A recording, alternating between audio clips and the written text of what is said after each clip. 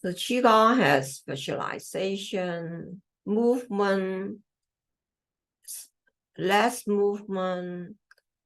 It's all about guiding the Qi to go to where we want. But our own Qi is small. We want to think about the universal Qi.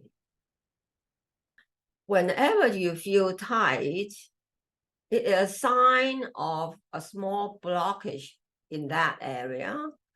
So we can have like different Qigong movement I show you in the earlier videos, but important to think.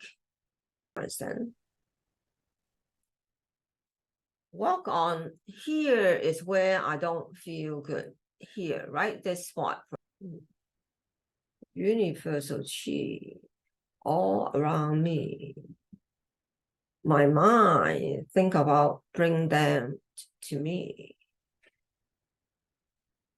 To me. To me. In. Breathe out.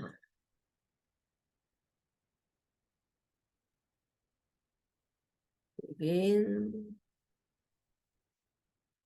Relax. In. Relax.